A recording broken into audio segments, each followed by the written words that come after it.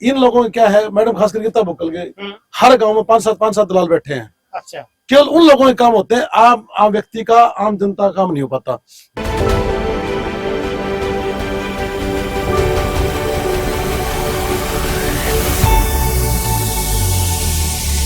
भाई साहब नमस्कार। नमस्कार भाई साहब। बीजीएन न्यूज हरियाणा पर आपका स्वागत है। एक तो अपना नाम बताओ। मेरा नाम डॉक्टर संजीव बौद्ध, गाँव केड़गनपुर, गांव अखेड़ी मदनपुर जी। तो डॉक्टर साहब एक बात पूछेंगे, आज जो दीपेंद्र हुड्डा का आड़े जो कार्यक्रम हुआ, बहुत जनता आड़े पहुंची भी है। मतलब ये तो नहीं है कि भाई दूर तक पूरे उसके हल्के के लोग आड़े जुड़ गए और गांव के आदमी खुश ना हो, या भाई पूरा गांव किस तरफ से, इसके बारे में थोड़ा बताओ। देखिए आदरणीय दीपेंद्र हुड्डा साहब जो हमारे एमपी हैं, उनसे लोग खिलाफ नहीं है। उनका जो अपना व्यक्तित्व है, बहुत अच्छी छवि उनकी, और उनका व्यक्तित्व के कारण ही लोग यहाँ आए थे। लेकिन जो हमारी एडपेंट विधायक और पीछे भी रही सरकार भी रही, उनसे बहुत नाराज है लोग। मैडम गीता बुकल से बहुत नाराज है। अच्छा, मतलब के समर्थक है। एक मिनट डॉक्टर साहब, दीपेंद्र हुड्डा था तो सारे खुश हैं, बिल्कुल 100%। लेकिन गीता बुकल तो थोड़ी ही ना खुशी है। थोड़ी सी बहुत ज्यादा। 3 विधायक आड़े थी बन ली और चौथी बार फिर उस मैदान में है, तो मतलब इस तक क्या नाराजगी है? विशेष कोई खास से कोई काम ना हुए या के विचार के हैं उसके बारे में? देखो, गीता बुक्कल जी में है मंत्री रही या कोई एमएलए विधायक या सीएम या भी कोई भी प्रकार का जो मिनिस्ट्री में होता है, जी जी जी, वो जनता का राजा होता है। अच्छा। और जब जनता और राजा के बीच में दलाल आ जाते हैं ना, तो वो काम खराब हो जाता है। इन लोगों का क्या है मैडम, खास करके गीता बुक्कल के हर गांव में पांच सात दलाल बैठे हैं। अच्छा, केवल उन लोगों के काम होते हैं, आम व्यक्ति का, आम जनता का काम नहीं हो पाता। क्या हर आदमी वोट देता तभी तो बढ़ते होंगे ना? क्या वो 5 आदमी ही वोट का वो ले रहे साम्राज्य? हमारे गांव में लगभग 5-6 हजार वोट की है और लगभग 34-35 वोट पोल होती हैं।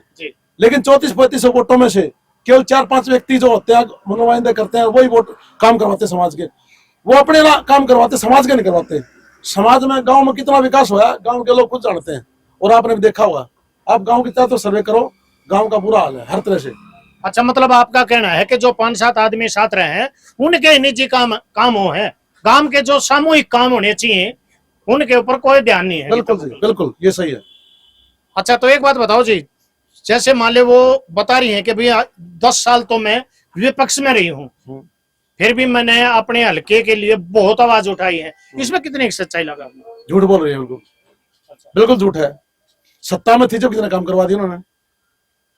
5 साल सत्ता में रही, हुड्डा साहब सीएम रहे, तब कितने काम करवा दिए। और फिर एक चीज और पूछा तो आपसे, जैसे कि मान ले 10 साल तक लगातार डबल इंजन की सरकार रही, भाई सीएम भी पीएम भी दोनों बीजेपी के थे, फिर कितना काम हुआ? देखो, मैं ना तो कांग्रेस के साथ हूँ ना बीजेपी के साथ हूँ, मैं बहुजन समाज पार्टी का वर्कर हूँ और लगातार 10 साल मैंने डिस्ट्रिक्ट में मेरा पद भी रहा है और अब भी बीएसपी का वर्कर हूँ। लेकिन जॉब के बारे में जो बात वही आपने बताया, अब जो 10 साल में जिन बच्चों के घर में खाने की रोटी नहीं थी, उन लोगों को नो पर्ची कम से कम ऐसे हमारे समाज के गांव के बालक 10-15 लगे हैं। हर समाज से लगे, मेरा अकेला, मैं चमार समाज से हूँ, लेकिन गांव के बहुत सारे लोग लगे हैं, उनका तो पैसा नहीं लगा। और उस समय क्या था, पैसा दे के लोग लगे करते।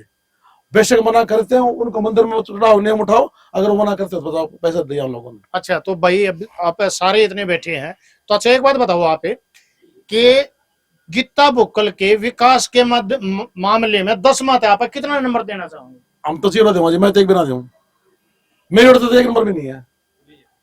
हाँ जी, आपकी तरफ से? भाई ये बता दी ना, बस यो है सर। अपना शुभ नाम सर? मुझे भूप सिंह जी। तो डॉक्टर साहब जो बता रहे हैं, ये बात में आप भी इत्तेफाक रखो हो कि भाई सत्य है जी ये बात। और इसमें इस शासन में जो बीजेपी का शासन है, बगैर खर्ची पर्ची के बच्चे लगे हैं। मेरा घर का भी 10,000 तक का भाड़ा नहीं है मेरे पास। मेरे 2 बेटियां लगी अभी, 1 जनवरी में लगी है, 1 साइंस मिस्टर से लगी है। हमने बात यूं है, पहले कोई रोजगार पे नहीं आया जी।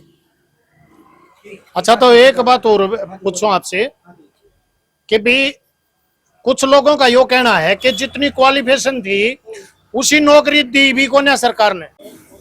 ऐसा है जी, जिन बच्चों को काबिलियत है वो उसी पोस्टों पे गए, उसके मुताबिक गए हैं जी। क्लास 2 भी गए, क्लास, हाँ जी, क्लास 3 में भी गए हैं। फोर्थ के काबिल थे वो फोर्थ में ही गए हैं। ऐसा है जी, वो जो डी के काबिलियत होगा ना वो डी को ही मिलेंगे, बनाए वो ग्रेजुएशन ले रहे हो कुछ भी ले रहे हो बच्चे, क्योंकि उनके योग्यता के अनुसार ही उनको मिला है। जाखड़ साहब, मेन बात तो है जाखड़ साहब, हमारे जो महापुरुषों ने अपने परिवार की कुर्बानी देके और लंबे समय तक लड़ाई करके दलित समाज को आरक्षण दिया था, तो जिसके तहत ये समाज उत्थान कर सके अपना, उस आरक्षण को खत्म करने में सबसे पहले कांग्रेस का हाथ रहा और एट प्रेजेंट बीजेपी ने तो खत्म करने की 100% कोशिश करेगी, जिसके कारण हमारे काफी लोगों को संघर्ष करके पिछले 2018 में 2 अप्रैल को हमारे कम से कम 12 बच्चों की कुर्बानी दी, जबकि जाट आंदोलन में काफी लोगों की कुर्बानी हुई। वो जाट आंदोलन जो हुआ वो अपने संरक्षण के लिए हुआ। SC एक्ट के आंदोलन में हमारे 12 बच्चे मरे। भाई डॉक्टर साहब एक चीज हो, सर एक मिनट आप मेरी बात को दो। जाट आंदोलन जो बच्चे मरे, उन परिवारों ने, उन लोगों को संरक्षण परिवार ने और गांव समाज ने, सरकार ने इतना योगदान दिया, उन परिवारों को करोड़पति बना दिया। हमारे बच्चों ने क्या कुर्बानी अपने समाज के लिए दी, उनके बेचारे किसी का एक पैसा भी नहीं गया। क्या हम समाज के नुमाइंदे नहीं है? जब बात आती है राजनीति की, जब हम भाई हो जाते हैं, और जब बात आती है ना वोट की, जब हम भाई होते हैं ना, तो तू चूड़ा है, तू चमार है, तू भंगी है, हमें समाज बंटवारा करके हमारे स्टेज कर रखी है, हम ऐसी पार्टी देख के क्या करें? ये बात तो सही है, जो जातियों में बांट करके वोट बटोरते हैं कि वो हितैषी हो भी नहीं सकते, ये बात आपकी मैं भी मानता हूँ। सर आपकी बात बिल्कुल सही है, बिल्कुल आरक्षण आपको डर था और हमें भी डर है। आरक्षण अकेला SC को नहीं मिला है।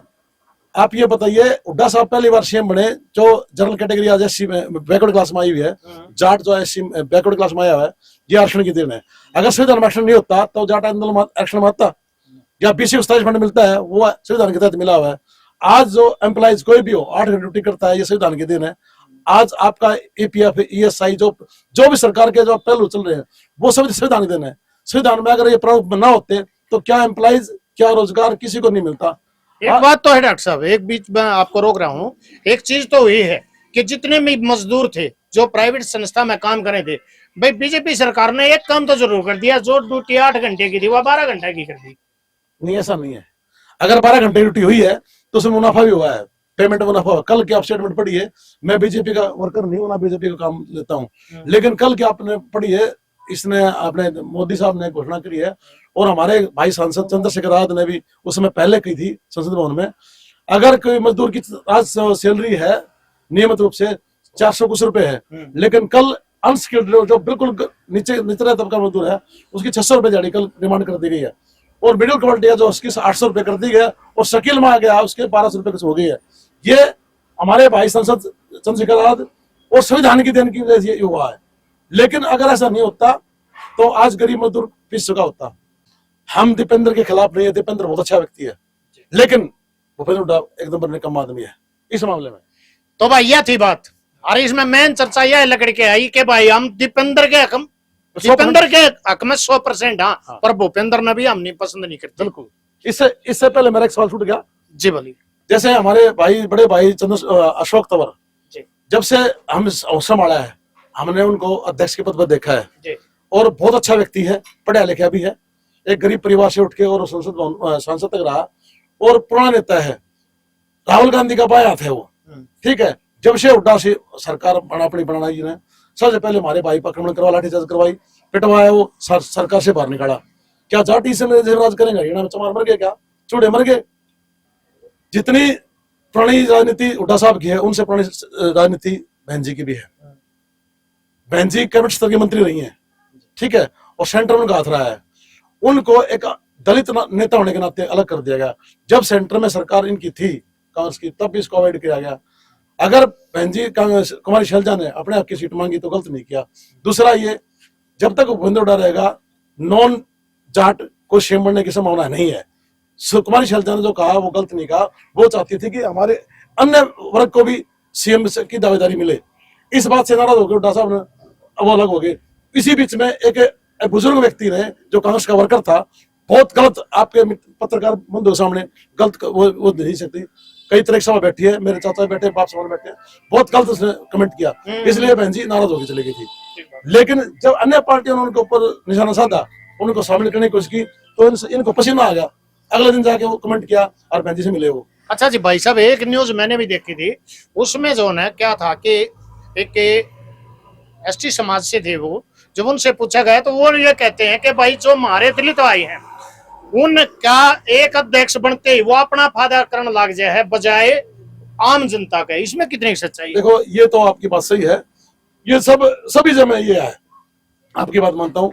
जब से देश हमने, मेरी उम्र 50-52 साल की होगी, जब से हमने संभाला है लगभग जाट कम्युनिटी राज रही है और जाट कमेटी के ही लोग लगे हैं ज्यादातर। हमारे सामने पहले थे चौधरी देवलाल जी, फिर चौधरी चोटला साहब, फिर भजनलाल जी, फिर बंसीलाल जी, अब चौधरी पजुडा। अब 2 योजना नॉन जाट सीएम रहे ये अभी बीजेपी में। तो उसके अलावा सभी व्यक्ति जितने रहे, उससे पहले पंडित भगतलाल शर्मा जी थे, उनके बाद कोई शर्मा आया राजनीति में। तो भाई ये हमारे डॉक्टर साहब के विचार थे। यो तो न्यू कहे है आके एक छोड़ में 2 डाल का लोग गढ़ हो तो कितना करडार कितना 3 नरम छोड़ में मजा आ बिल्कुल। तो ये थे इनके विचार। और बीजीएन न्यूज देखने वाले सारे दर्शकों से अनुरोध है कि भाई वीडियो ना लाइक करो, शेयर करो, चैनल ना करो सब्सक्राइब।